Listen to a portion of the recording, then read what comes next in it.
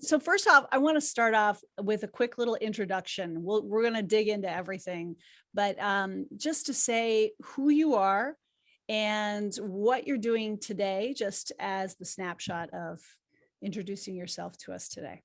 Great. Well, it's a wide variety of things I can speak to. And through the COVID year, it's been some transition, but some not. But I'll start with saying I'm Tracey Cottingham.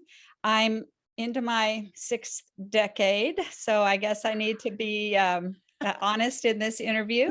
And I still get total energy, total excitement about working on a new idea.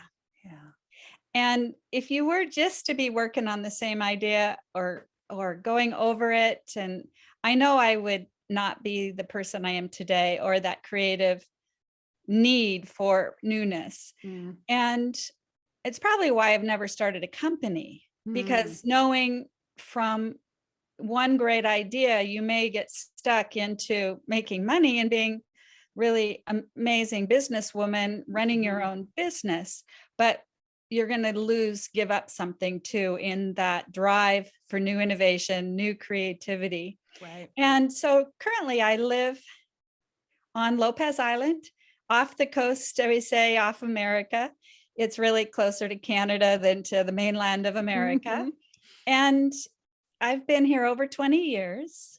Earlier I spent close to 20 years in Portland, but I was born and raised in Seattle, in what I consider the old Seattle of the kind of where the outdoor industry came from. There were other cities that helped spur that, but Seattle and a few others certainly were real hot spots for outdoor product innovation, manufacturing, building up of brands, and building up the culture. And so, and what I'm doing today is so exciting. I just could talk the whole time about it and forget the past. We're going to make sure we talk a lot about that as well. We'll give that some space. Yeah, so that is, I'll just give you a summary and we can come back to it. Yeah. But all things do you can go back and see the step-by-step progression for sure, where you have no idea what's going to come next, but if you follow those steps, you will get there. And right before the COVID lockdown, I'd been last 3 years consulting with Patagonia on their worn wear repair program, where Patagonia had 3 or 4 locations in the world with a traveling repair, fabulous truck, unit, trailer, house that would move about to special events. And when I first ran across them, it was in Switzerland, and they were at an event. I happened to sit down and say, I don't care what I've done before or what's in the way, I need to do this. And I could have, like joining the circus, just said, okay, where are we traveling next? Can I just join? Can I be part of this? So in the last 3 years, I was able to work in Europe and in the US, traveling with Patagonia, back to kind of my true roots of hands-on, solving problems, working on machines, working with ideas and fabulous people. And I also, I recommend that anyone look at the repair side of our businesses, because as much as you know, and as much as you think you know, and solving issues and designing new product, until you're repairing, you still have so much to learn. And so that certainly is on pause right now. Lots of new young people coming into Patagonia's program to learn on the road, and it's fabulous to witness how they're bringing in people to teach on the repair side. But here on Lopez Island, 2,000 people, we gained some in the time of COVID, but we have a dump that's run by our community. And my husband's upstairs working on, he does the whole computer system for the dump. And our whole goal is to zero waste. And the recycling center, some of you listening may have come to our take it or leave it, but we have just been awarded a big grant from the Department of Ecology in Washington State. Cool. And we've set up a remakery. And it not just textiles, it's anything that we can repair and remake and upcycle. And that has just come together in the last month. And we have a grand event in another week and a half. So I'm working on that to showcase to the community. And we need funds. We're going to need to just in the funds grant we've been granted won't carry us through the year. But when you see it in action, you just want to put all your energy into making this a permanent fixture in our community. Yeah, great work on that. I know we're going to talk even more about that towards the end here. And then what we'll also do, because you did send me the links on that, and I was looking into the project, because you've been mentioning that to me, that you were working on this. And we'll put the link in the description for the video too, so that when this goes up on YouTube, people will be able to access that regularly as well. Great. So, and we will tape some of the fun events, showcase, a fashion show, big, a presentation. We'll have that as well. Great. So I can at least share that with you, Michelle. Very cool. I mean, this is what I've always felt. You know, I lived in Portland for about 18 years. I'm a native Californian, and living in Portland and then working in the outdoor industry, traveling to Seattle a lot, traveling to Vancouver, Victoria, and you're in the San Juans, the islands there. Yeah. And moving through there, I know very well that the Pacific Northwest is such a hotbed for outdoor, but also the combining with fashion, apparel and fashion is such a driver of where things are with athleisure and all of that piece, but also the sustainability, just the beautiful lands and the conservation. I would like to know, I mean, obviously you were born, in the Pacific Northwest, you've lived all over there, but you've traveled everywhere. How was it in your childhood? Like, what was there things and influences there that drove you into, design and outdoor? And I know you were, in the sport field and whatnot, but how did you get interested and started in doing all of this? Well, there were 3 things I did at my earliest memory, almost before I could talk. I talked late. I'm making it clear. But I could ski. I don't remember learning to ski. I could sew at the age of 5. 4 and 5, I started sewing. So about the same time I learned to talk. And I also had family through generations really having the outdoor recreation lifestyle as not something, it was just part of our life and who we were. Out to where there was a reward of ice cream, or I would turn all my clothes inside out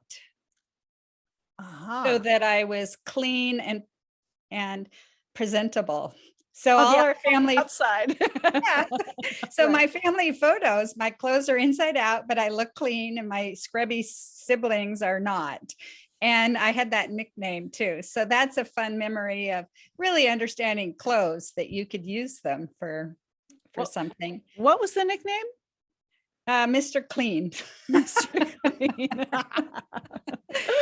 But I soon lost that. I don't mind.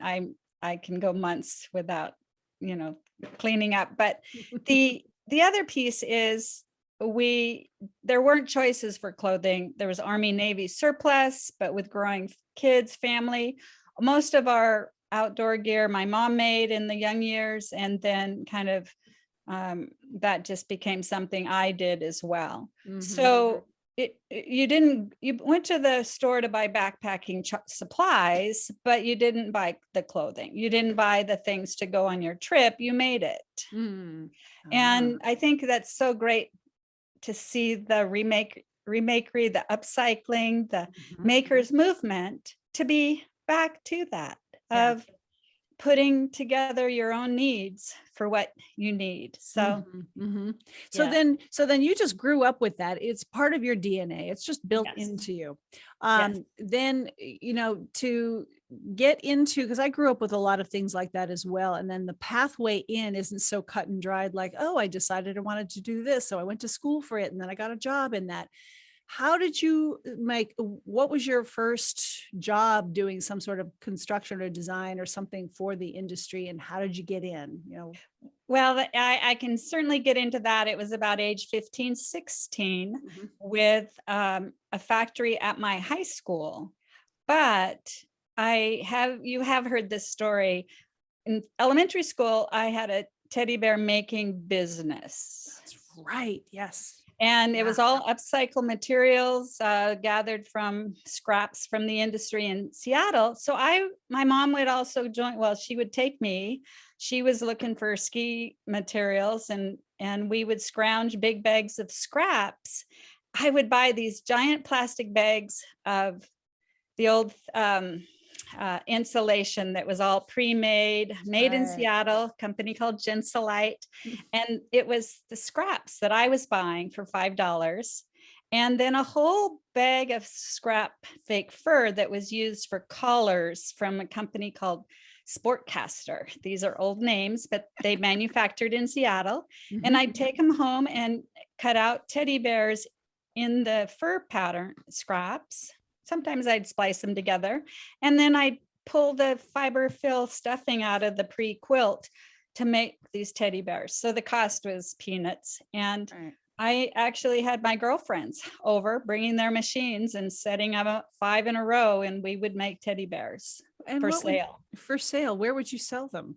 In boutiques in Seattle, $35. This was, again, I'll date myself, in 1969 or so. Wow. And there weren't imports of stuffed animals from Asia, from manufacturers. Yeah. And we would put this big bow on them. And I do have some images I can share with you, but that fact that you can make what you want. And so I loved teddy bears. They traveled with me and take them to camp. So what do I need to make? I need to make what I want.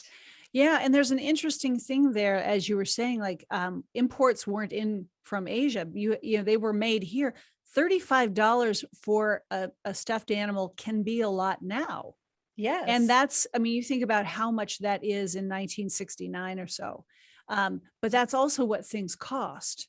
Yeah. Right. Yes. And I think that's something that you've seen a lot of, is the shift in that. So, right. Yeah. So the next big stepping stone was a one-of-a-kind program in my high school that was a vocational sewing, industrial sewing program with a portable unit building in the North Seattle area, that the instructor went into the industry in the summer months and learned and made contacts and put together old machinery that was donated, all the old bolt-ins, last year's colors that they were no longer using, the surplus.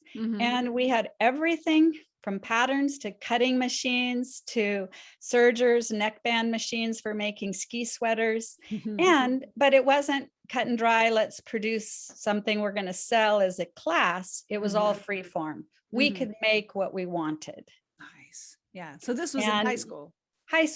Yeah, and so it was open at 6 a.m. We could get up there somehow and sew for an hour and a half before school, go in at lunch, go in the evening, and all weekends for some of the people that helped with the program. So it became, almost a full-time job, and I could sell items and make money. So that was my high school job.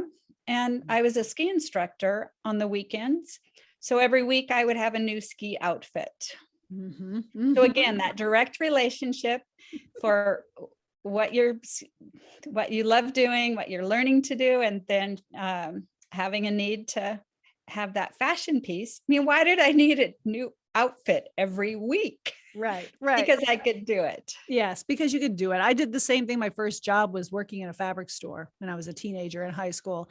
And I wasn't a ski instructor. I didn't even know how to ski at that point in my life, being in California. But I would do that. I'd work on the weekends, and I'd cut things out, take them while I was working, and come home, sew them up, have new outfits each week for school and whatnot. And so that sewing machine, while today it's tougher to get the materials and make things that are affordable, but I even had a job in college as a first aid person, as a work study job, and I had 10 minutes of time per hour to work with people, athletes or so forth. And the rest of the time I had my sewing machine working on other projects. So I learned I could just double up. And then from high school, did that just kind of naturally segue into post high school? Well, it was like another lightning bolt. And I know we'll talk about mentors through here, so we can save that piece. But the instructor, who I'm still in good contact with, she's late 80s right now, and her vision was to bring in experts from the Seattle industry to talk to us as students. And so it's like yesterday, I can see one of the leading designers in Seattle, Winnie Jones, and she came in to talk to the class about her background, her stepping stone to get where she was at that point. And at that moment, I just said, great, that's it. That's what I'm going to do. And not only that's what I'm going to do, is if she can do it, I can do it. And she had given us the name of a school she had gone to in Europe, in Austria. And I wrote it down, and I went to that school 6-7 years later. And it's still, I mean, and I did kind of take her on as a mentor. And then there was another woman who didn't come to the school program in high school, who also was close with Winnie Jones, who also became a mentor, who also went to the school in Vienna, Austria. So there was really nowhere in the world that we felt we could get the school education for what was the outdoor industry, ski industry, outdoor industry. Yeah, and you had so to go to the into this, but I didn't want, and the idea that you would go to a fashion school outside our outdoor world was, I mean, I questioned it, but I just said, there's no way I would go to LA or New York to a fashion school. It's just not leading on those same steps. What's the school in Vienna then? Was it not, what was your focus, your program? Well, there was, it was a Hochschule, kind of the high school trade school, which could compare to maybe a community college where it is skill-based set. And it was the Motorschule at Hetzendorf, and it's Maria Theresa, an old Habsburg royalty. It was her hunting palace. So so cool. Yeah, but they had, at that point, most of the fashion programs that I was aware of had less ties to the industry, because there wasn't the industry to have ties to, really, in that area. We now finally, how many 45 years later or 40 years later, starting to see that connection.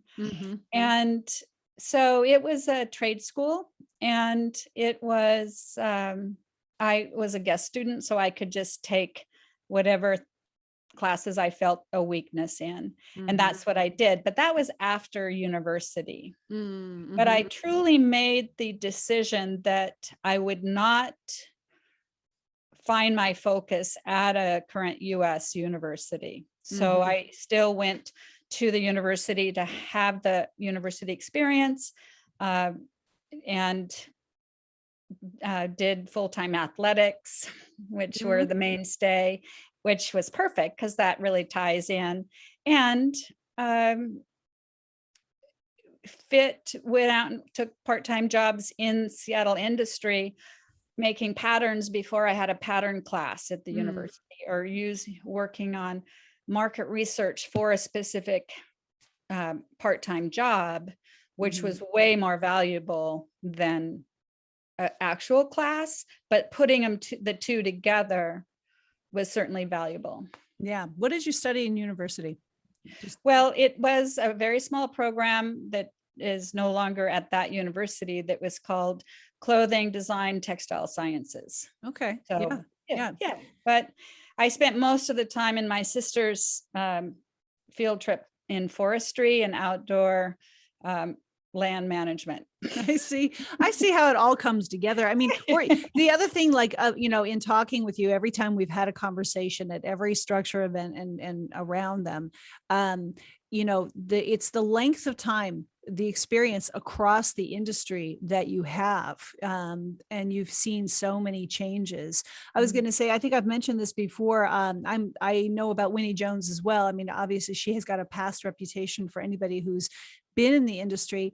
I didn't know about her before because she was really coming up in the 60s, but even maybe the 50s, right? I'm not sure. 60s and ski. She's 15 years older than I am. So it would have been in the 60s when she came to Rafi. Yeah. And that I knew about that when I was at Columbia Sportswear, and they bought the Rafi brand and wanted to relaunch it. And I was going to help relaunch it.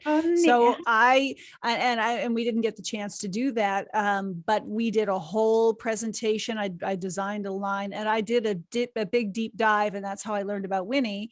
And the Squaw Valley ski team, and the women's ski team. And I was like, wow, this is so women's empowerment. And I pulled up all these beautiful images from that time and started to find old pieces from eBay.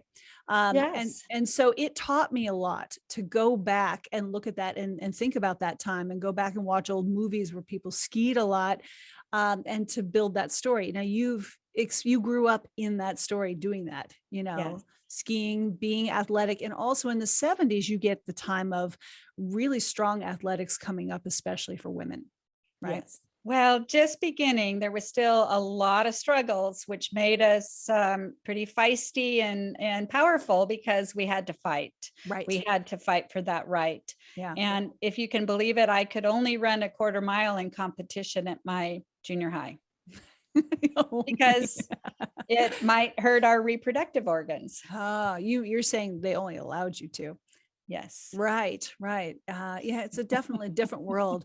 When I first found out I was doing something for Nike in the 90s, I had to kind of pull two jock straps together to build what would look like the original bra for the 20th anniversary of the women's sports bra in 95 or something like that, 90 something, 98. I don't remember the year, but it blew my mind that this women's sports bra had only been around for 20 years at that point. Well, and to add a little story in here is that I was creating support systems for my own use and my own teammates in the 70s for running. I mean, there was nothing. And but when we still tried to present, I was one of the very first designers at Nike in a small department. We'll get to that later. But to bring up the idea that we needed a sports bra was just nixed every step of the way. So I had to kind of build it into a running top so that we didn't call it a sports bra. But I still built it in because that's what we were making that did work. We were getting dance unitards and structure inside of clothing. Now that so then to segue into that, the ski piece, going from I'm thinking about, I mean, it must have been kind of exotic feeling too to go to Switzerland and Austria, sorry, yes, I was thinking Switzerland. Yeah, but it must have felt really amazing at that time, because not everyone was just jumping back and forth and traveling so easily. I had not been international before I got on that plane, and I wasn't in a set program. I was independent, and so it was definitely life transforming. But I can say that when I came back and was interviewing in probably the hardest time in the last 40 years to interview, it was a peak recession. The industry was in a slump, 1981. And really no one was hiring. And I did have an interview at Nike, and clearly that was all their questions were formed around this school in Austria. Nothing, and even though I'd been 8 years before that time working in the industry, working hands-on, working on Nike product at a contract shop in Seattle, I had lots of industry experience, but it was the design school so far away. Wow. Why do you think? Probably because maybe we knew of fashion schools in Paris and places like that, or New York, but it was a different path. And yeah. And some of it is that experience of, for one, an education that's specifically towards, activity and sport. And at the time, in the 60s and 70s, Europe was such a driver of ideas in fashion. Yeah. But also that feeling of like having that knowledge from some other place that not everybody around you has. Right. And I can be honest, my 4 years at the university, where when I think about what I really learned that I was aided with my entire career, was taking an engineering drafting class and learning how to turn your pencil in your hand so that your pencil lead stayed sharp all the time because you keep turning it, and turning the paper as you're making straight lines. And this is pretty amazing because this is, again, before computers. You had rulers and sketching. But if you learn to use your body, the mechanics of your body to draw, I was able to develop early skills with pen and rapidograph pens and using the mechanics of my body to draw to look like a computer drew them. But those two things, I can say I went to 4 years university, got that skill set. And in Austria, what I had one class that would make us draw 50 ideas for one concept, not 10, and then you'd pick the first and the last. And that stayed with me through almost any design project.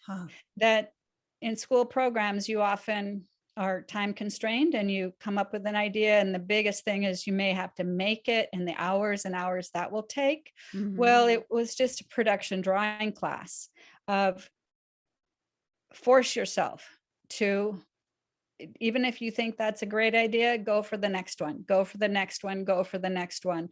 And there is that point where that that's it. Yeah.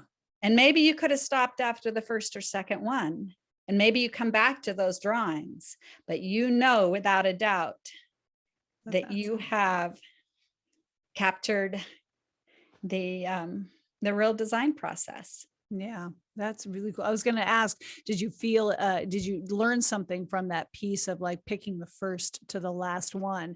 And that, to me, what you just said is kind of it. It's like going through that whole process of doing that many, whether or not you end up really liking the first few or some later on. It's like, by the time you've done that many, what works. Yeah.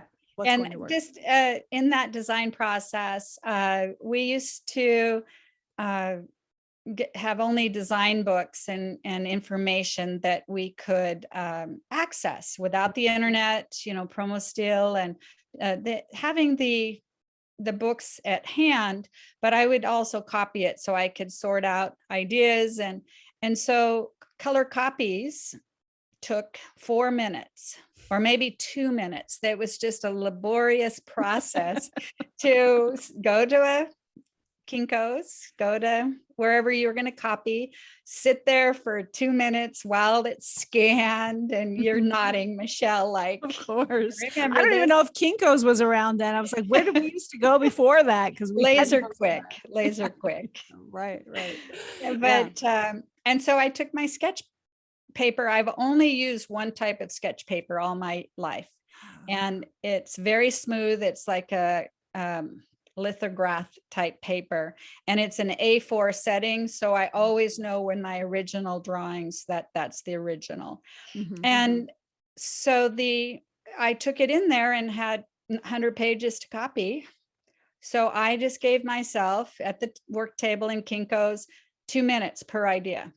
And they could be random or whatever I was working on, but I did a sketch per the time. And that 2 minute time frame really, if you haven't tried it, it's pretty astounding when that's cool. You're just forced to it. Yeah. And you have this kind of built-in process of forcing your idea through there. Exactly. That is cool. That is cool. So that production drawing and knowing my weaknesses at that school, knowing I knew how to build stuff. I could make any pattern. I could just start cutting the fabric and put it together. The mechanics were there. But in Seattle, the industry was still small. You did not need to separate yourself necessarily from the idea to the making of the idea. Even if there was a pattern maker in there, there was a real relationship. So you could go back and forth and convey your ideas. But then we enter this time where, as an architect, needs to draw a blueprint and have every detail presented so that it can be given somewhere else and built. So what I knew before I went to Vienna is that the skill set I was missing was the complete idea on paper that could be conveyed to whoever may be needing to make that. And that piece was missing. And I'm sure a lot of schools today are still set up in that way, that you're not needing to put the whole packet together and then have someone else make it. So that piece became a real strength of taking only the drawing execution type classes. And that I didn't think I could ever give up the making piece. That had been so much of my early years into college, into working early years in the industry, where I could go in and use the factory space after hours and just build my product. But I didn't have to convey that idea to somebody else. Yeah. And that, like we said, that was kind of built into your DNA. That's just what you always did. So we'll talk a little bit more about that, because I did want to talk about the changes in the industry in a little bit more depth, because you have so much there that people don't have. There's fewer and fewer people who have that experience and that connection and through line. Were you going to say something about that? No, just that it carries through with everything that I still like to do. And I think that's why I'm so satisfied with our remakery and with the ideas straight to building, cut the crap in the middle that takes so much time to, number one, convince a team of people that your idea is good, convince a managing team that it is worthy, convince all the steps, all the middle ground, and make sure at some point today I'll tell you about a worldwide project I did in the last decade that I was every piece, and I did the entire design process in 4 months, from design to salesman samples. But there wasn't anyone else in there. Well, let's talk about that we'll get to that soon too. But what I want to do is kind of move into your sport design. So a little bit of getting into Nike, kind of being, because, when we think about the kind of design that we're talking about, big business, lots of process, Nike is the epitome of that right now, but they weren't when you started. So how did you get in? They were interested in your time in Europe. How did that all start, and where did that go? Well, I guess I'm sharing all the behind the scenes story, but I had been working summers in different factories in Seattle, and one of them was making Nike product before I was even looking for full-time work. And my job there was to take the patterns that Nike sent me and actually make them work at the factory. And they didn't go together. The seam allowances weren't there. And so I had to sit there and interpret Nike's patterning to make these products. And my impression was that Nike didn't really have all the skill set. Yeah. So when I did go to Nike, it was still sort of like, I wasn't even thinking they need a lot of help. I was just not that impressed because I was used to the ski industry that was pretty dialed. Yeah. And, and knew how to make the product. Yeah. So when I was hired there, truly there were 6 people in the entire design, development, testing department at Nike for their apparel and accessories side. And that included secretary and, some other people. And so we're talking 80s, early 80s in 1981. Okay. Yeah. Really early. Right. And so we were just hired in as product managers, product developers, designers. And so we really did the full gamut of the job into doing market surveys, going to sporting events to, get an eye, talk to users, go to the factory, put things into work, and so, I could say I was a designer for sure. But after the changes were somewhat rapid, and within a year, I think that department went to 20. Within 3 years, it went to 60. Wow. Huge growth. Yeah. Yeah. Huge growth. Yeah. But through it all, it was still somewhat managed by the footwear group. Okay.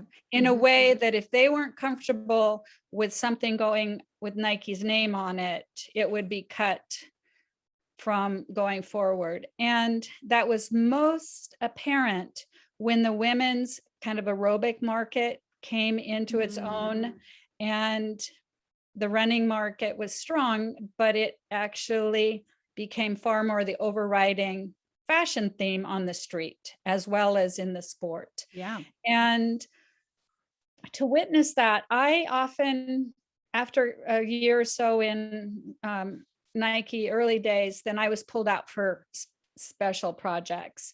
And I was at first done that to take the parameters off of having to have the season guidelines, holiday, spring, fall together. But it was actually, there was no turning back after that when Phil Knight plucked myself and a footwear fellow, Tom Didarian, out of the main development team and put us together, put us in an isolated place.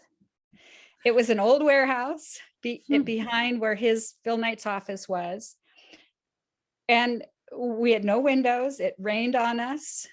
And we were given free range to create whatever we felt was advanced product.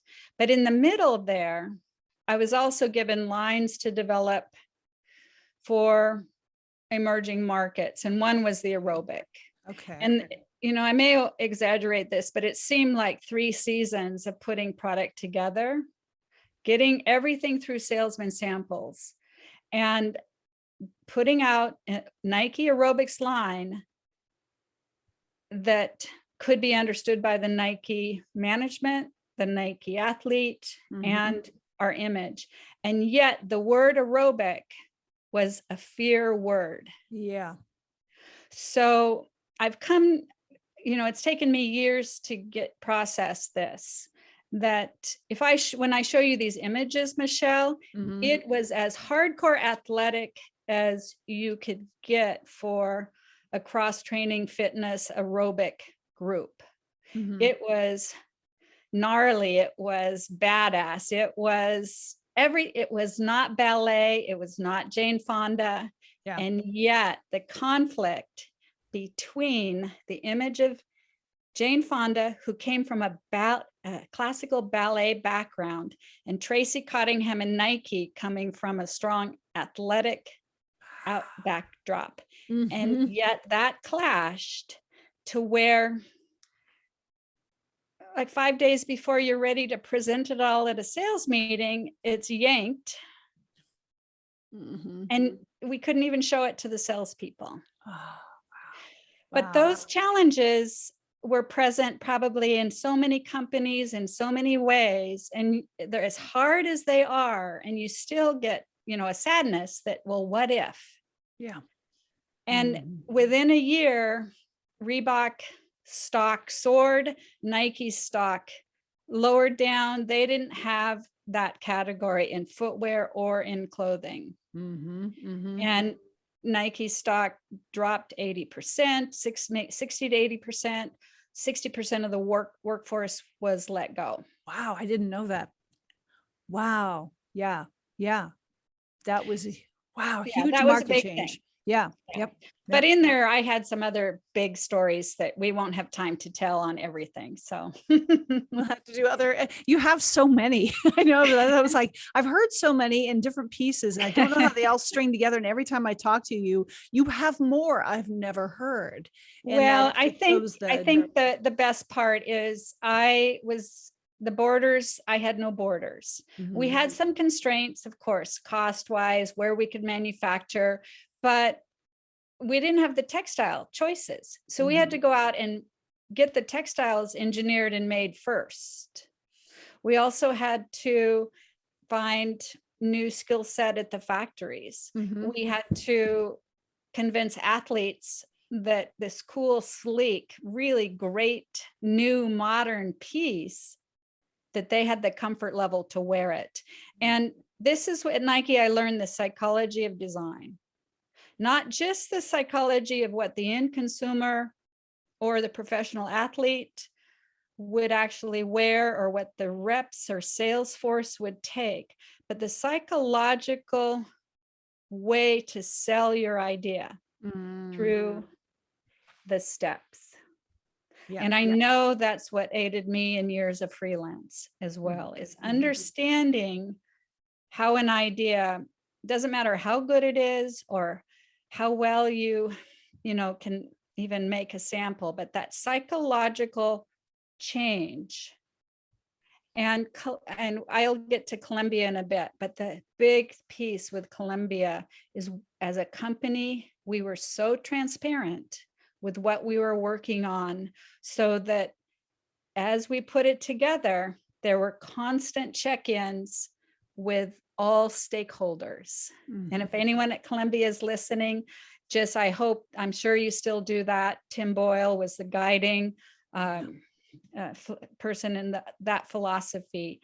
Is the sooner the people know, even a year ahead, what's coming down the pipeline, they're ready for it. And if you spring on new ideas at a sales meeting or into the end customer use, it could be the best idea, but it hasn't been seeded properly. Yeah, I think that you spell that out really nicely in a way that I've been processing over the years as well, because I got my start at Columbia Sportswear in the early 2000s. And I had a great mentor there. But when I reflect back on those years and I see the foundation I got from that, I know exactly what you're talking about. All those stages of buy-in. And it really, the psychology of it, I'm still processing it myself, but I just grew up with it. I just experienced that. And then when I went to other places, I saw where it was missing. Yes. That is where the real learning came in for me, is to why that worked so well there for them, and why it doesn't work everywhere. But can you just speak a little bit to that buy-in? I don't know, just expand on it a little bit more, on that psychology of it, especially in working with the athletes, because you did that at Nike, Yeah. Yes. And we certainly, with new innovations, they're going to feel different and look different. And there's a psychology in competition certainly back then, is that change might upset their performance, even if it was better. And so some athletes can change and faster and some can't, but by testing product in, you can learn who your early adopters are and who is resistant. And there was one case as we were working with the Olympic trials in 1984. And so there were a lot of focused journalists and magazines on the women athletes. It was the first time to do the Olympic marathon with Joan Benoit. The 10,000 was the first time that could be run for women. And we had it close at hand, some Nike athletes through our Athletic West program. And I would make up prototypes. And one was the very first one-piece running suit for women. I still have one of the originals. Oh, good. Yeah. But I made it psychologically. I made it to look like their current uniform.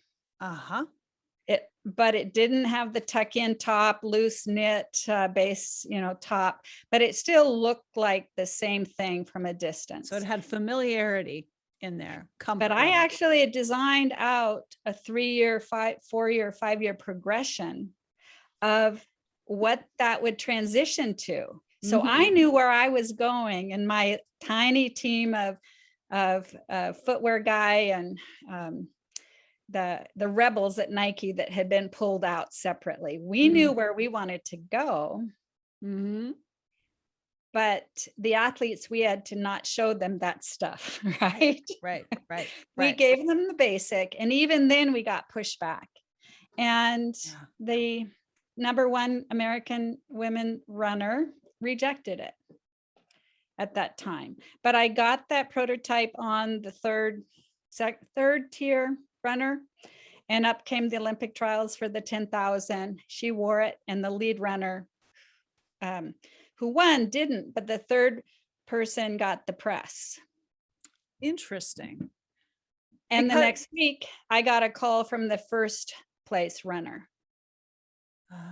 Now, did she get the press because of it was looking, she really looks sleek when I can show you some images. So then I was able to make that piece for the first place runner. It shows you how the look in the image can get the attention. We don't always like to admit that, but how something looks draws people's eye to it and gets the attention. Yes. And that's an example of that. Yeah. But even so, with men wearing tights, that was a big transition because men were wearing long underwear and shorts over them. And how do we get them to take the shorts off and just wear the tights? That was a 3-year process. So when I tell my kids I was responsible for putting Lycra on runners, it's kind of a true fact. And we had Lycra spandex products for swimmers. And in those early days, this is now we're going in mid-1980s, 84 with the Olympics. I designed sleek basketball uniforms for Michael Jordan. I wasn't allowed to carry that through because of this aerobic bust. But I had those drawings of turning basketball players into looking like dancers. That still hasn't happened till this day, but that was my mission back then. And I did Lycra based football jerseys and tighter fitting football stuff because it was new technology, but we knew it was going to take time. So that was our focus, was take the time that it needs to change the world. Yeah. I see it too as that time period. Like we keep having these places where we're trying to move technology forward and make things look futuristic and modern and sleek. And then something happens in the culture, because you're talking there where suddenly hip hop culture starts coming in, skate culture comes in, everything gets really big. Yeah. It's like a direct rebellion to all of that in a sense. So did you actually I think we talked about this. Did you actually get Michael Jordan in the suit at some point? No, but I got Carl Lewis into a Spider-Man looking piece that set the set the running world on fire. So, I mean, with Michael Jordan, I was given a project from Phil Knight, and this is where I thrive on these small focus projects. Go after something. Don't have to keep repeating it season after season. Tackle a challenge. Yeah. Yeah. And this was Phil Knight's 1983, 82 and a half, 83 was to go after Levi's. Oh. And these are stories that don't show up in books. Mm-hmm. You know, these are stories that it'd be great if we could tell them in a written form too. But Phil Knight wanted to come up with the Nike 501. But not a jean, not a 501 jean, but an iconic pant for leisure, for streetwear that represented Nike. Mm-hmm. And I spent 9 months on that project. We called it the Player Pants. Jim Gorman was my boss and fabulous mentor, and he came out of footwear. So Phil had this vision of plucking people off of projects, even when they weren't even finished, and throwing them on a new project. And that was well known on the footwear side. Mm-hmm. So he would say, great, you're doing great in Europe. I'm moving you somewhere else. I wasn't the guy, so I wasn't moved all over the world. That wasn't even possible with the cultures in many places in Asia. Why is that? Why was that? Because you're a female at that time? Yeah. It wasn't until we finally put one woman, Michelle, into a textile role in Asia that was like the first woman that was relocated for any overseas job. And so, go ahead. And that was culturally. I mean, I couldn't even go out to dinner in Japan on my first trips. Yeah. So you had to stay. I'm diverse. And so this Player Pant project was to come up with Nike's 501 equivalent as an iconic piece. And so I did a range of products, and what we landed on was taking the success of a Cora Lewis piece I had designed for the 84 Olympics. They were the first spliced together, we called them muscle tights, that had a performance base to them. And this was totally new. There'd only been solid color tights up until that point from a company in California, Hind and Company. And so now he couldn't wear them officially. Kappa was the official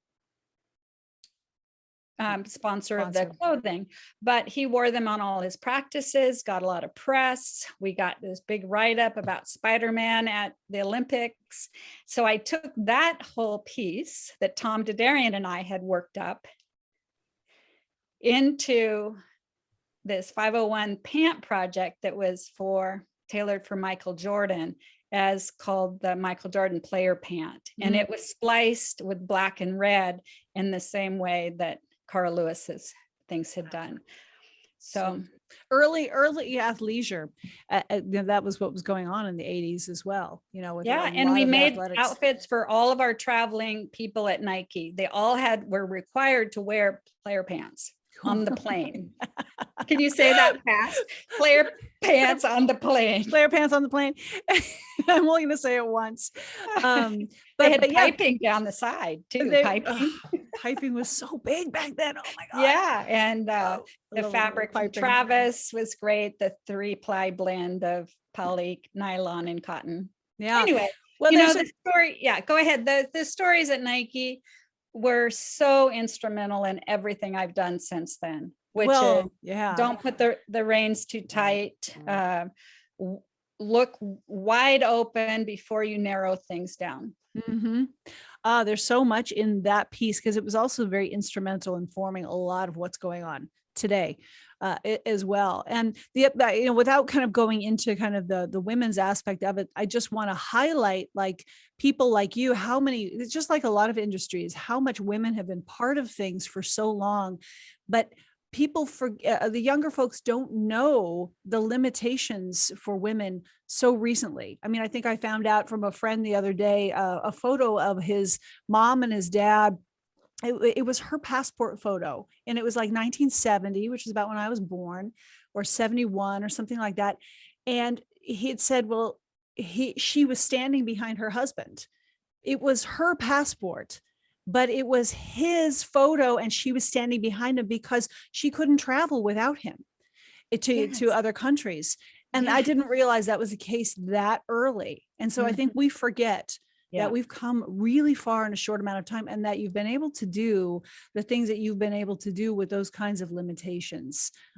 So just to give people a sense of perspective, and that history and that through line that you have is a living history that we can glean so much from right now. Thank you. It's that could be a whole interview and a whole topic that we want to preserve, but it's also, we still have challenges and we still have a ways to go for sure. But and I wouldn't have chosen this profession if I hadn't been female. I wouldn't have been on the sewing machine that young. I would have been working on cars and repairing stuff with my dad, which I did anyway, but I would have most likely gone that more male dominated side of engineering. These industries wouldn't exist without all these women doing sewing and home ec types of things and driving. But the innovation that comes into it is where people forget that engineering piece, you know, and those types of things, and having to understand psychology to get through is something that women are very good at. With that, I want to move into how you got into the outdoor, like, because you're already outdoor, you're growing up that way. So you ended up in the sport industry, and then moving into, you know, I don't know if you went to Columbia next or what your pathway was, but moving into kind of getting back into outdoors. Well, every job that you work on is certainly going to, even if you don't like the job or it's not right for you, you're going to take some skill set for sure, even if it's how to work with challenging people. But my next job, now that there was a huge downturn, my job was eliminated at Nike sooner than some of the more season by season drivers. And so I was out into the Portland workplace soon. We actually laugh that at least you got out first to get some jobs. And my next job was at Nike, Janssen, which was somewhat related with the materials engineering, new lycras. And one of the first things that Janssen did when they hired me is their management chiefs, not even my boss or merchandisers, had me in a meeting and said, how did Nike do it? How did Nike go from zero to what they are today at that point, which was 300 million compared to what they are today? And Janssen had flatlined and had pretty much not done anything. And they're a very old swimwear company. They've been around a long time. And they were still manufacturing, and they was very close to their manufacturing. But I really said, you hear about the positives, but you don't hear about the huge failures and the risk taking that was done to get there. So I learned that at Janssen, that yes, you can have this company putting the same, you know, supply out there with your supply chain, but until you're like the stock market, until you're going to be willing to take that risk and to lose everything, you won't have those big gains. But I had the opportunity, kind of like in high school, being in the right place at the right time. There were no computer aided systems, you know, the Apple, there wasn't Adobe Illustrator, there was nothing. But Janssen at that point had been bought out by VF. VF owned Lee Jeans and Wrangler. And they had bought this big computer aided machine to do their pocket labels or pocket embroidery or some graphic on this machine. And it was in Texas. And one of our production people were down in Texas, and they saw this mothballed machine that they weren't putting to use. And so somehow it got moved to Portland, Oregon. And I was a fish out of water doing fashion swimwear that didn't have to stay on when you were swimming. But I became kind of jumped on this computer, and it just totally sucked me in to do, instead of cutting hand feeder stripes to do presentation boards all by hand, I just could do all of our patterning and stripes. And then I would draw a rudimentary print in there and do the colorways. And it was all inkjet stripy. You could see like wallpaper, see it like your wallpaper behind you. Yeah. But it was a marvelous new working tool.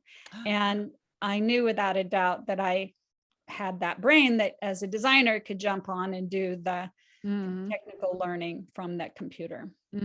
Oh, cool, cool. And then I was hired away from Janssen for Columbia. Okay. Yep. And then there you're working for, Gert Boyle, yes, running things there. I was the really first person that was designated as a designer. Before that, it was pattern makers combined with designers, combined with Tim Boyle tearing a picture out. So, there have been some people, I think Kathy, who'd come from Woolrich, did some of the design and patterning there too. But I was the first one that could really dedicate to product, and I did all their categories. And they were doing, primarily a ski wear, family ski wear. No, it started in the outdoor industry, fishing, this, hats and fishing vests. Hats and fishing vests, that's true. I didn't know. I thought they were already evolved by then, so I guess I don't know. So is that so they were started more in that whole outdoor sportsman world in Portland, US Outdoor. I was a big client of theirs, and GI Joe's, but it was the fishing hats and that whole story that we all know and love of Gert making the first fishing vest to expand from the cat line. But their factory was downstairs in the building. And so this was a real transition from even when Rafi was in Seattle, their 5-story building had everything in the company in one building. I don't even know what that's like. I don't. Right. So brands were a brand based on their manufacturing capability. So if they made something that was outside their capability, it was not a big contract out, find another place to make it. You protected what you could make, and that's what your brand was based on. And imagine you can only, like ski pants, that's like one type of machine, and outerwear, you don't go from there to making base layer underwear. So Nike was still domestically produced then? Yes. At that point in time, because this is a huge dividing line for most of us, right? Is that exactly? Yeah. But Nike, we were still able, because we didn't have our own factory. We had our sample facility. We didn't have our own factory. So we used California and Washington. We used Eddie Bauer making some of the pieces. We used Hind and Company, actually turned into Wells and Company. But now when we moved to Columbia, the factory they were just starting to be moving overseas. So the factory in the basement was closed down.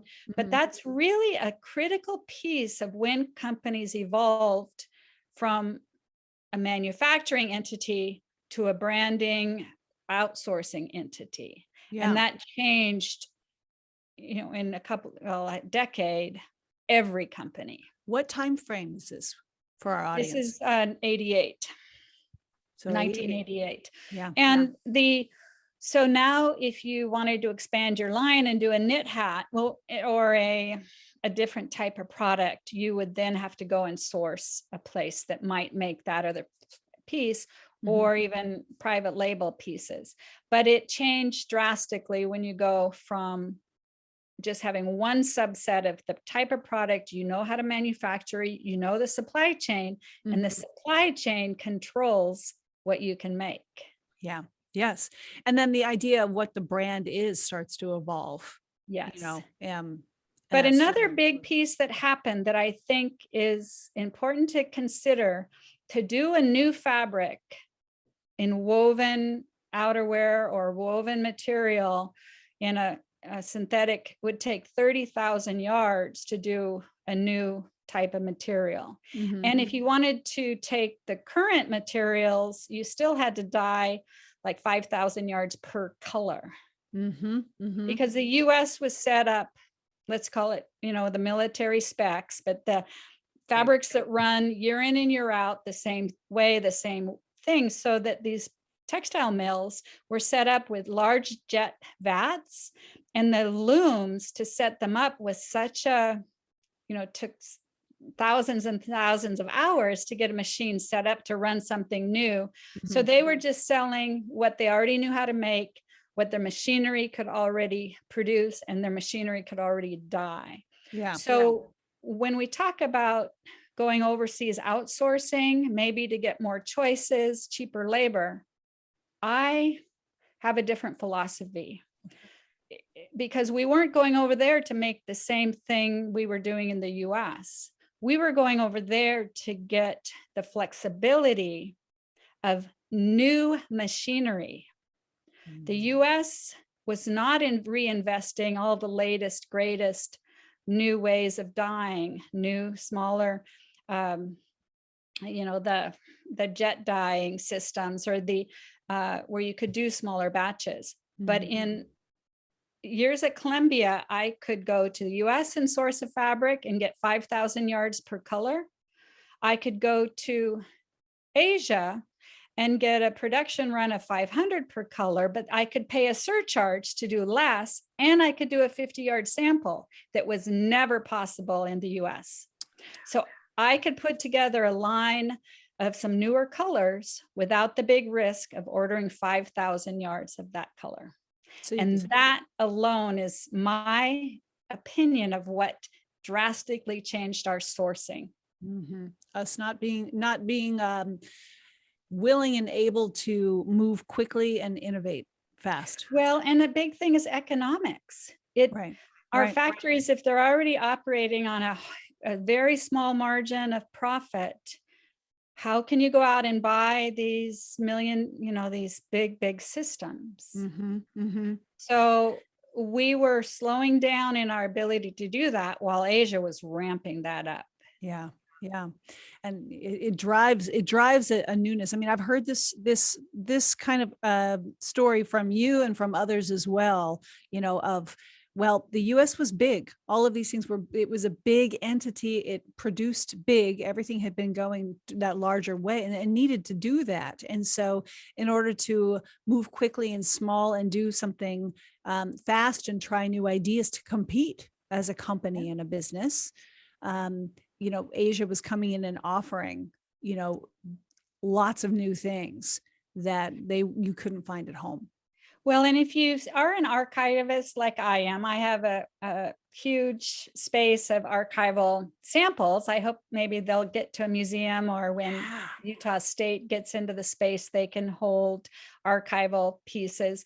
But if you look at the color alone, there were usually 1 to 2 colors offering per product. And everyone at that time had those same colors. So was it navy and tan, or was it red and navy? Was it, at one point, all outdoor outerwear was just tan.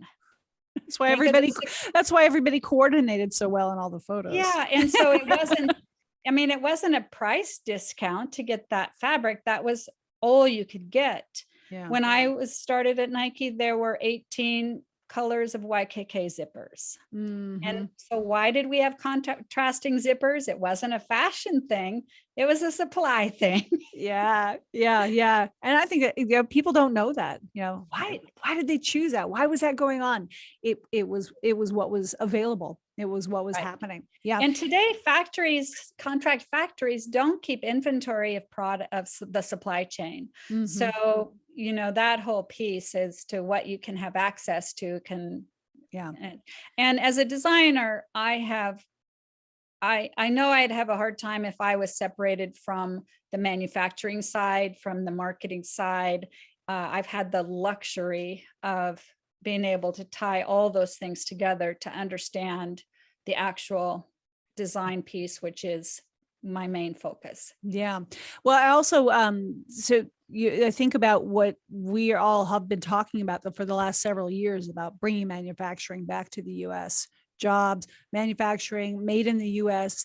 And I know I spend a fair amount of time trying to explain to people why we don't, that all that technology developed overseas. It developed in other places. We don't have the machinery, we don't have the people, we don't have the know-how, and we don't have the money to pay the salaries of people here to do those things. And you're leaving off the most important piece in my mind is the cost of land, where the people workers are.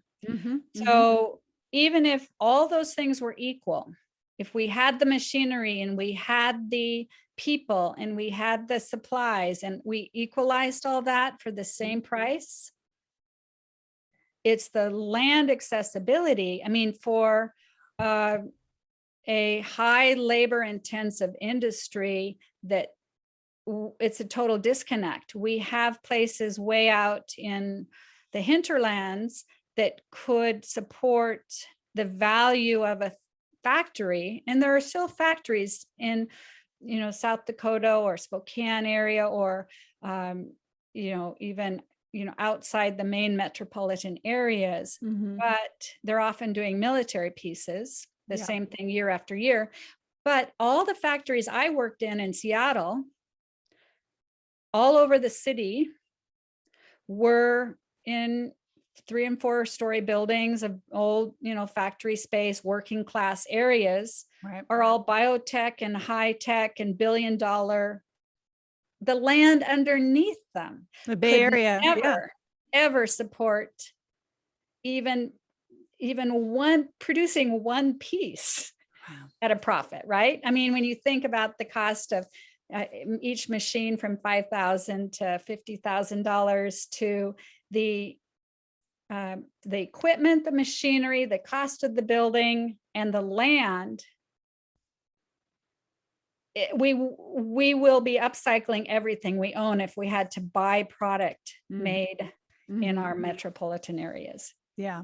We're having that same thing, in San Francisco. We've had, I've been to talks that talk about that, where, families that have had factories for decades and decades are shutting down, and they can't afford it. They can't produce there anymore. The land is too valuable.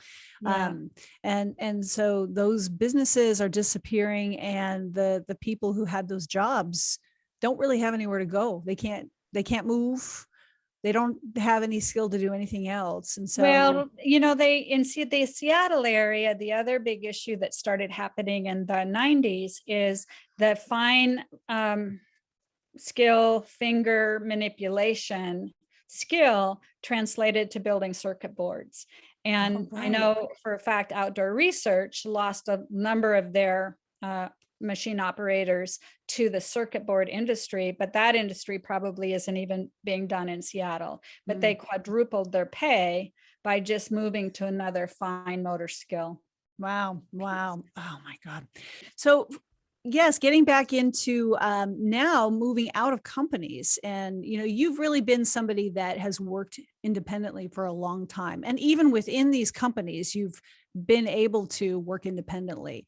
Yes. Talk about that as moving into independent projects, and where your career path went, after these big companies. Well, I didn't choose to go independent, but life challenges and companies not having the flexibility that we hopefully have built into companies today. But I really chose freelance, putting family. I had to put more flexibility with family. And that happened when the kindergarten age. I was able to earlier use daycare, 10-hour work days. I felt my kids were well cared for. But then at the point where the challenges of too many kid needs, too many running around, daycares, all of that stuff. So I did go independent. I was really hesitant, since I was so used to being able to follow a project through from conception to pretty much the end, where we hand it off to the salespeople. But I didn't see that I could be a successful designer without the full spectrum. Yeah. So I had self-doubt about doing so well freelance. and giving up that ownership piece. Yeah. But it took me 3 weeks to adjust. 3 weeks? 3 weeks. And you'll love this, Michelle, because when I thrived in a work environment, good people and good energy, even if you have daily challenges and that support. But I took my first lunch away when I was freelancing. I didn't have to leave early, rush back to the office. And I took 3 loops around Portland in a joyride when that moment hit, when I knew I would probably never go back to a company. So I just took the 405 to I-5, beautiful view of the city. And I just kept driving around as the friends I met for lunch had to go right back to work. But what I also came to realize, back to those 50 drawings, that in the office setting, I probably had a half an hour focus time to put pen to paper or work on something on that creative brain to idea formulation. And freelance, I could do that for a whole week or a whole 24 hours. And I became, I think, a much better designer.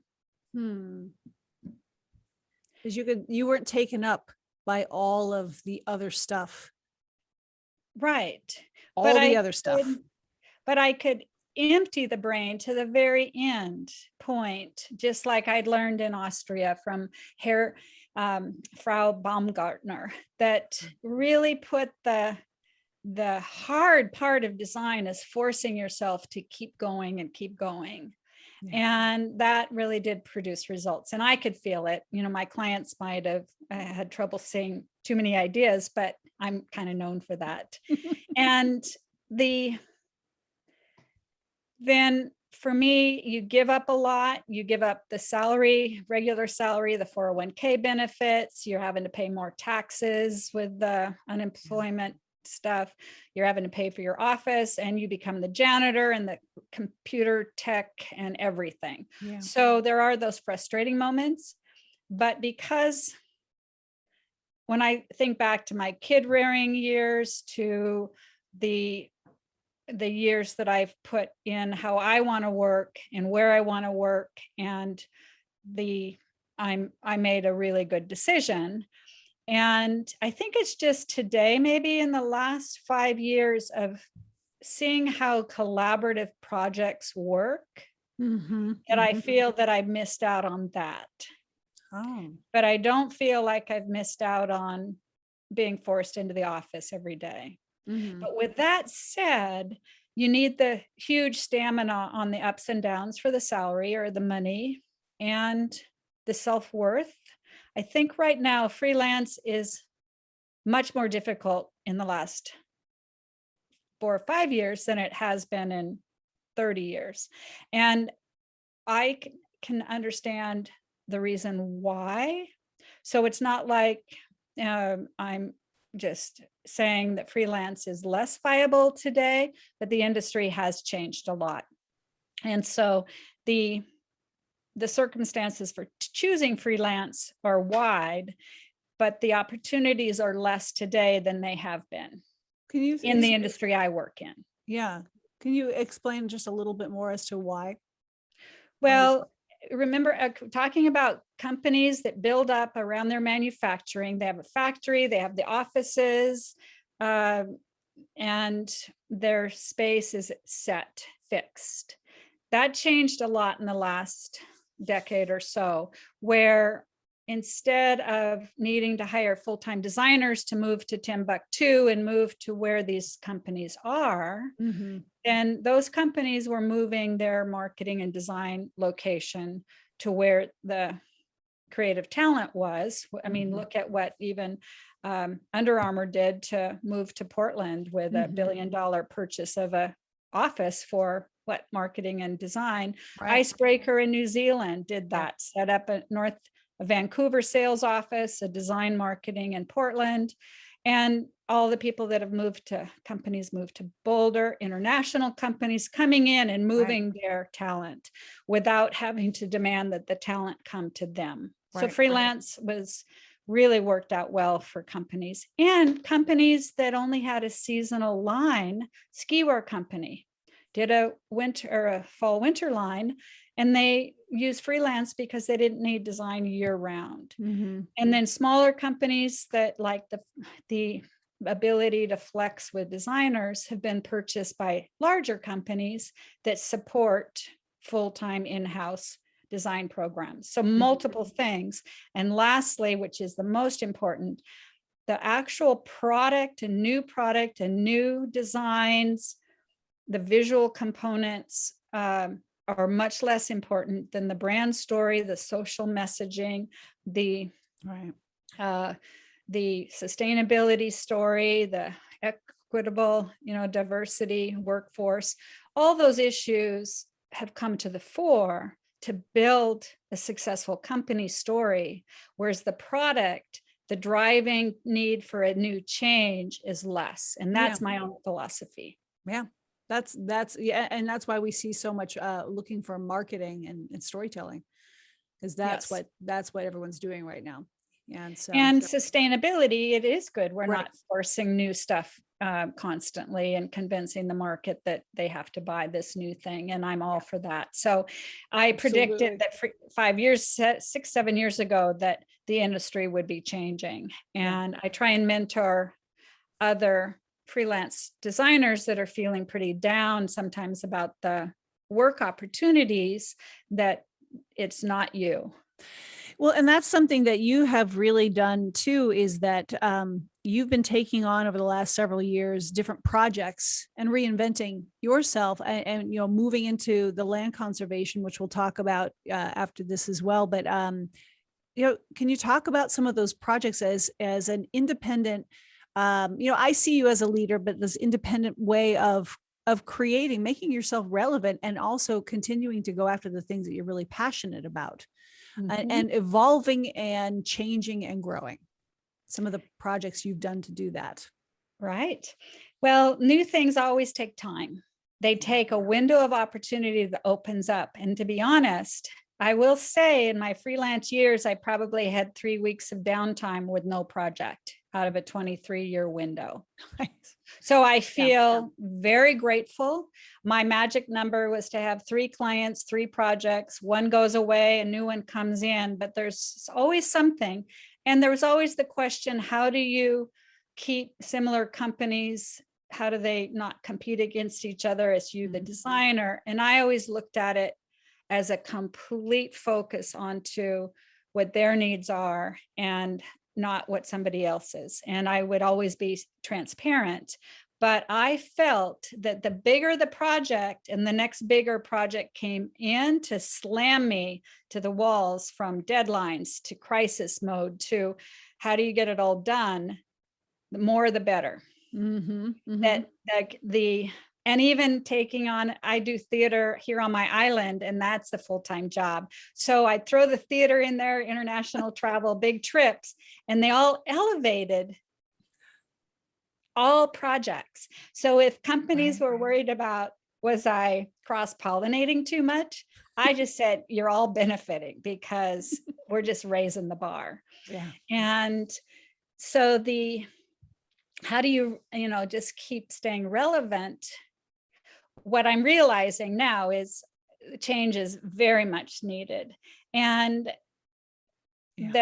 how much do I need to work? Well, I want to be in the driving force of where my time goes. I think that is a classic aging character, right? And we all love a new project. We all love making some money and going exciting places. But the COVID year has been really good for me to reassess the relevant place that I can play, from mentoring and teaching. And just last week, I had my first teaching moment on a sewing machine to someone that wasn't my kid, that was someone who had never sewn. And it was just a brilliant moment of seeing the potential and feeling the basicness, the core root of what we're all really here to do is to continue sharing what we know and inspiring and empowering, right?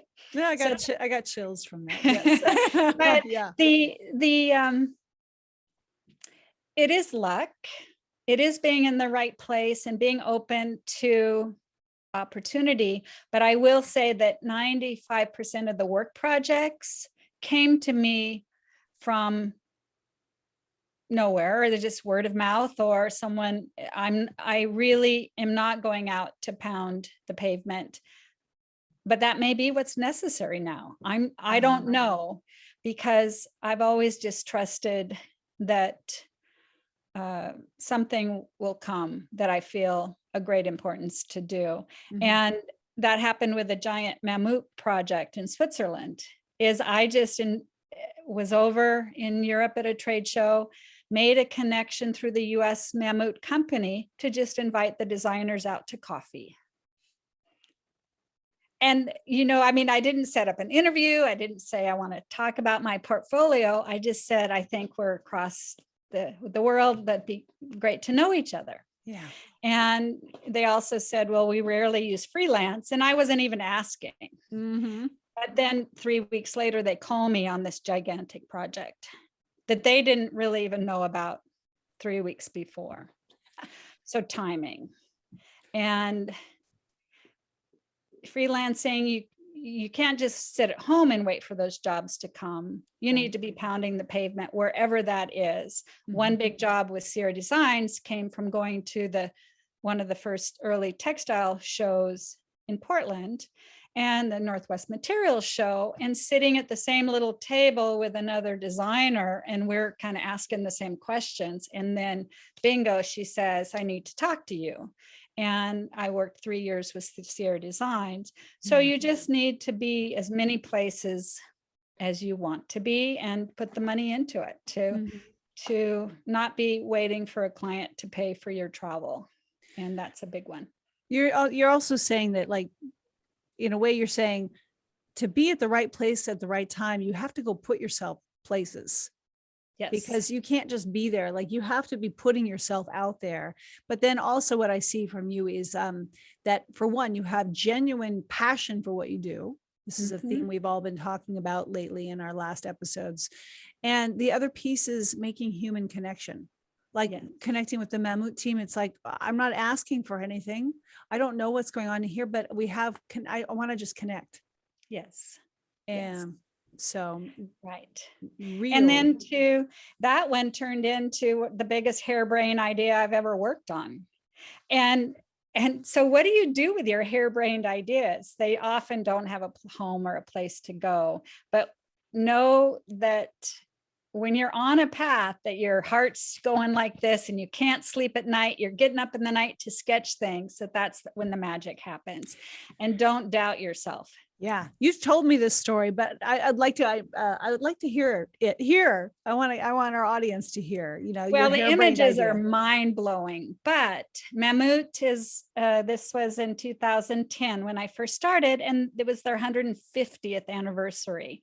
They pulled out all the stops and decided that they would do a worldwide campaign to celebrate the 150 years by climbing 150 mountains of all different, from the high technical first ascents to social equitable climbs to community-led climbs to I led a Native American historic climb as part of the project. But it started with the idea that our design team is maxed out on their regular season.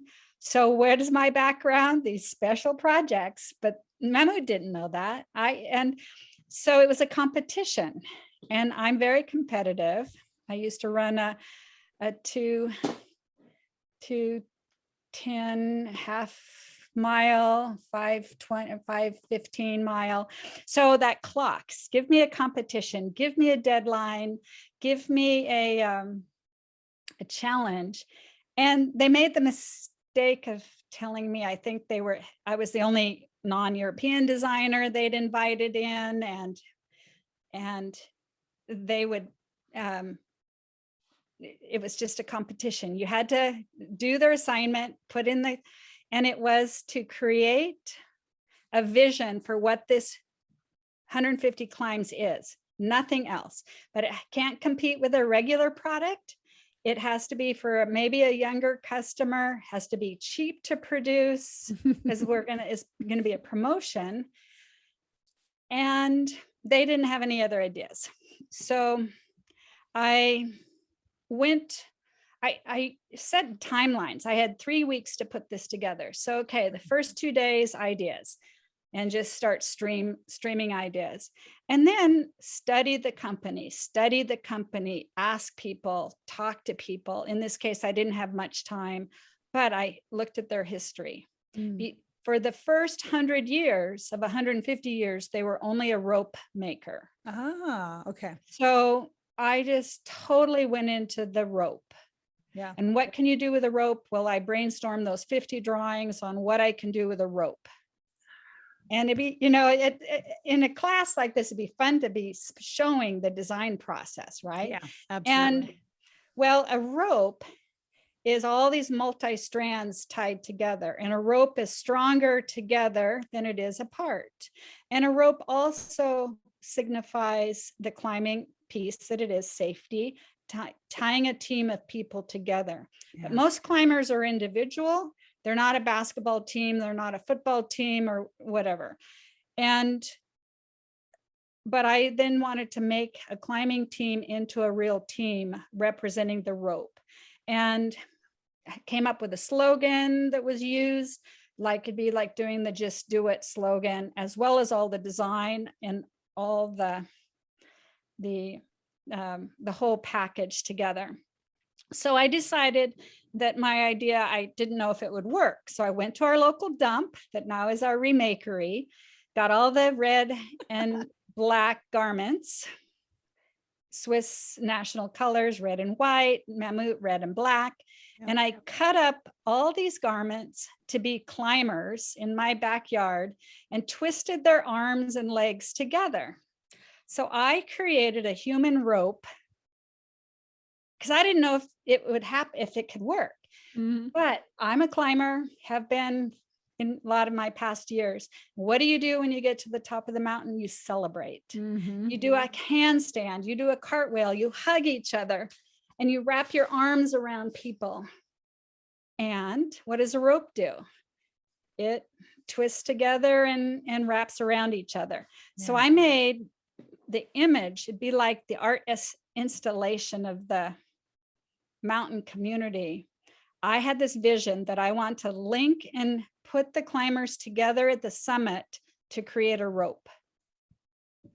Well, harebrained idea, right? Well, the lead photographer ended up photographing this on the top of the Jungfrau in the Alps, and it's the most beautiful image. So you will want to show this. Absolutely. 9 climbers leaning back on their ice anchors, leaning off the cliff, shot from a helicopter. It's not a drone, showing 9 climbers as a team and creating a rope. And it was roped together in solidarity was the slogan. But it gives me goosebumps today because I didn't want to just send this electronically over there. I said, I'm coming. Mm-hmm. I'm coming over to present this in person. Yeah. I need that human connection to show that passion that you so clearly talk about. Right. They need to know me more than the idea. Mm-hmm.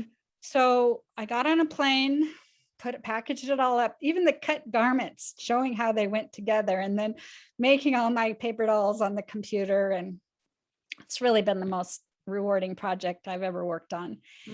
So I show up, but the plane heading over there passes the Icelandic volcano as it blows up. Wow, nice. Okay, so the plane was fine, but your world goes into turmoil. And I give a presentation at Mammut. The salespeople hated it. The marketing people loved it. The design people loved it. And I have some close friends because they saw this passion happening that was very, let's say, un-European. and much more American, right? Yeah, Just yeah. go by the seat of your pants. The salespeople, even the CEO said, this isn't Mammut. And I went back to my Nike days and I said to the CEO of Mammut, think like an American. I said that. I can't believe it. I said, you're thinking like a European. And I said, you are such an iconic brand. Whatever you do can be a success. Yeah. Don't second guess this. But they, that was after I won the competition and after I built it all, and then they almost cut it right before the final. Yeah. And just went to t-shirts or something basic. And that's when I put that fierceness in that doesn't always come out to say, this is the wrong thinking. So anyway, I ended up, Europe shut down. I couldn't fly home. They called me on Monday. I was selected to do this whole project, just me, myself, and I. And I had very short time to do it. And I was stuck. I went and rented a studio in Zurich, and I was, the travel insurance paid for my 2 weeks extended stay. And I started just going to work at Mammut. Nice. Nice. But then there was a competition to lead one of the climbs around the world. And I decided, it was a jury competition. I decided I needed to lead my project up one of the mountains, and I was selected. And that was like a cradle to the end piece of design, concept design, selling it to the inner people, selling it to the outer world. And then I was invited to the kickoff event with 150 tents, 300 people on a glacier in the Alps, with journalists from all over the world, with 90 climbing guides that would be going out in the world to lead these climbs. And I had to train them to how to use this product in the actual world and how to get the photographs that were then used. So at the end of that, I decided I might not ever have anything, at that extreme level, but to see the whole thing and to be climbing with elite climbers with my product, with them showcasing it to the world, just incredible. Oh, it's such a lesson in tenacity, which your whole story is about that. But that you keep doing that, you don't rest on your laurels, and you have to keep also standing up for yourself. And also, like, this is my, like, that feeling of, I need to be there. I need to do this, and going and doing that, and how important that is to do. I think when we're younger, we hold ourselves back. We have a lot of fears. And I think that's what I learned from a lot of people. As I get older, I'm feeling stronger in myself. And the older people that I talk to, that's what I get so inspired by, like, oh, that confidence, or that just not even so much confidence, that just, you just do this. You have to do this. You don't, Well, I, more on the land conservation, which was a big design project. And I can sit here and say it was a success, but it was on the edge, the entire project. I just felt the people behind me for my ancestors, the people for our entire view of who has saved our lands, who has been behind that. It hasn't been the government. It hasn't been big groups of people. It's been the individual working to save what they love in their local area. And I just felt their strength, even though I don't necessarily know them personally, but I just felt that strength. And in the design process, you just know things that other people don't know or can't see it, can't envision it. But, and they're not there to just say, go for it or trust it, because the bottom line and the dollars that it takes to do that. Right. You have to convince them. For the end of our conversation here, will you please tell us a bit more about the land conservation project that you have moved into and been really pouring your passion into lately? Well, it was a project that I'd been thinking of for a number of years, but did not have the bandwidth, did not have the space to commit full time, which is what it can do if you're fighting for a local issue or running for public office or attending everything that entails to leap through the hoops to create something.